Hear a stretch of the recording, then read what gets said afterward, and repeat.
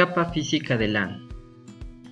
La capa física de LAN produce la representación y las agrupaciones de bits en forma de voltajes, frecuencias de radio o pulsos de luz. Vamos a revisar los medios y los estándares de la capa física.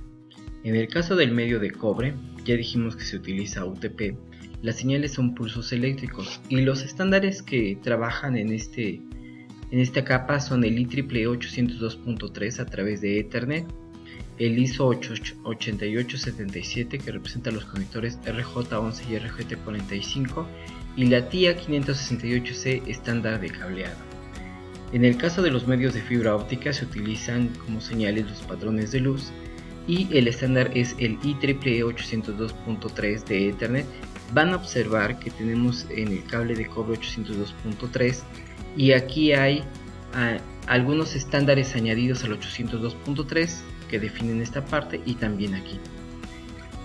En el caso de fibra óptica también tenemos el TIA 568C, los estándares de cableado, y el TIA 598C, el código de colores para fibra óptica.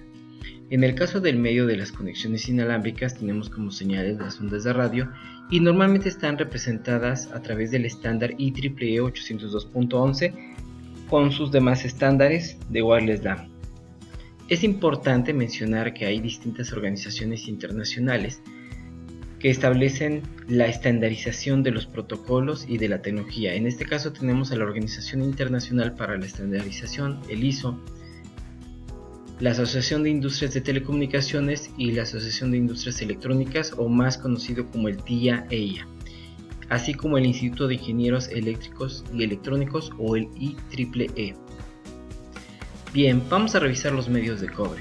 Los estándares para los medios de cobre definen el tipo de cable de cobre utilizado, el ancho de banda de la comunicación, el tipo de conectores utilizados, el diagrama de pines y códigos de colores de las conexiones a los medios y la distancia máxima de los cables. Las LAN utilizan el cable de par trenzado o el cable UTP porque estos son económicos y fácil de instalar. Los cables de cobre como el UTP a 100 megabits por segundo, 1 gigabit por segundo y 10 gigabits por segundo están limitados a una distancia de 100 metros debido a la atenuación de la señal, es decir que si el cable tiene más de 100 metros puede ocurrir que no llegue la señal y no se reconozca. Estos son susceptibles a la interferencia electromagnética y a la interferencia de radiofrecuencia.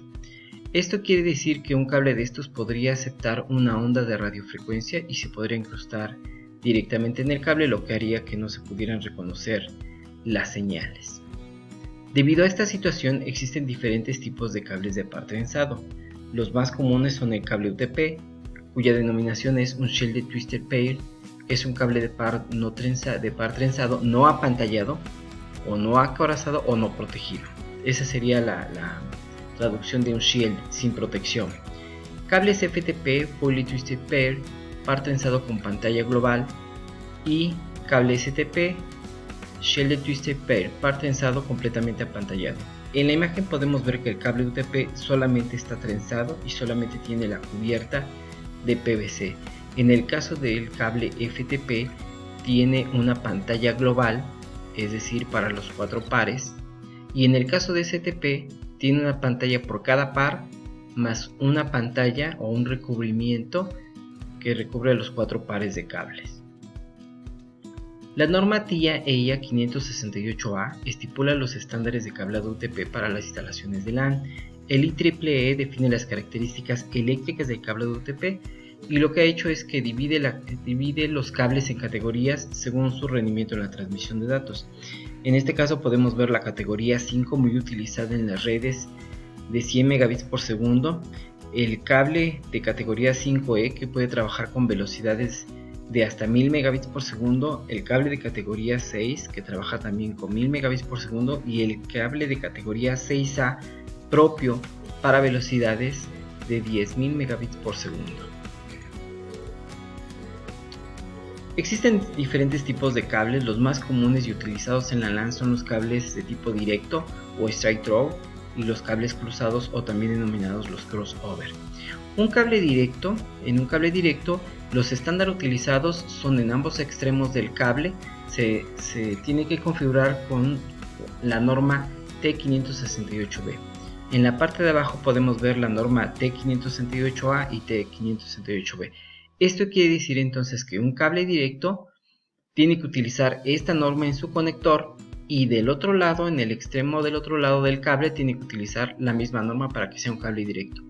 ¿Dónde se utilizan los cables directos? Los cables directos permiten conectar a un host, es decir, a un equipo, a un switch o a un concentrador. En el caso del cable cruzado, también denominado crossover, en este caso, este cable utiliza en un extremo la norma T568B y en el otro la T568A. Es decir, que de un lado del cable tendrá un conector con esta configuración de pines, con estos colores, y en el otro extremo tendrá esta configuración de colores. Los cables cruzados permiten conectar dos dispositivos iguales, es decir, nos podrían permitir conectar dos computadoras o dos switches. Vamos a hablar acerca de las redes inalámbricas del estándar IEEE 802.11. En la mayoría de los países, las bandas ISM, la banda ISM se denomina Industrial, Científica y Médica, de 2.4 GHz y 5 GHz están reservadas para el uso sin licencia, es decir, que los fabricantes pueden implementar diferentes dispositivos y no tienen que pagar por el uso de esta frecuencia. Algunos de los estándares del 802.11 son el 802.11b en la banda de 2.4 GHz, cuya transmisión de datos de velocidad de datos puede ser hasta de 11 megabits por segundo, y del lado derecho vemos sus compatibilidades. En el caso del estándar 802.11a, trabaja en la banda de 5 GHz y puede tener una velocidad de 54 megabits por segundo. Van a observar que están invertidas las letras. Esto quiere decir que ambos estándares estaban en desarrollo, sin embargo primero salió el estándar B y después el estándar A. Ambos estándares ya están en desuso totalmente. El siguiente estándar es el 802.11g. Trabaja en la banda de 2.4 GHz y puede soportar una velocidad de hasta 54 megabits por segundo. Esta todavía se encuentra en uso en el caso de algunos equipos de cómputo de hace algunos años.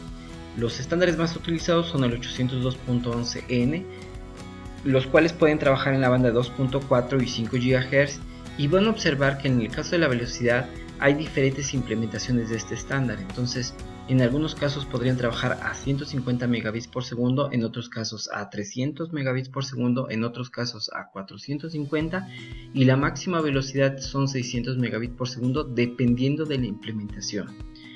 En el caso del 802.11ac, este estándar trabaja en la frecuencia de 5 GHz y puede tener velocidades entre 450 megabits por segundo hasta 2.6 gigabits por segundo. Y el último estándar que vamos a revisar es el estándar 802.11ad, el cual puede trabajar en las bandas de 2.4, 5 y 60 GHz y puede tener una velocidad de hasta 7 gigabits por segundo. Los Access Point coordinan la comunicación mediante el acceso múltiple por detección de portadora con previsión de colisiones, algo muy similar a lo que ocurre en las redes Ethernet originales. Esto quiere decir que entonces los equipos inalámbricos no pueden transmitir hasta que no detecten el medio para ver si es que alguien más está transmitiendo. Si nadie está transmitiendo, entonces empiezan a transmitir. Esto va a evitar que haya colisiones de datos y que no se entiendan los datos y que se produzcan retransmisiones de los datos. Los routers inalámbricos cumplen el rol de access point, switches Ethernet y routers, como en el caso de los linces WRT300N de Cisco. Aquí podemos ver una imagen de ese tipo. Las redes inalámbricas trabajan en canales. En la frecuencia de 2.4 GHz, de manera estándar existen 11 canales, aunque en algunos países puede llegar a haber hasta 14 canales. Esos canales se superponen, es decir, que trabajan en frecuencias continuas y pueden ser superpuestos, es decir, puede haber interferencia.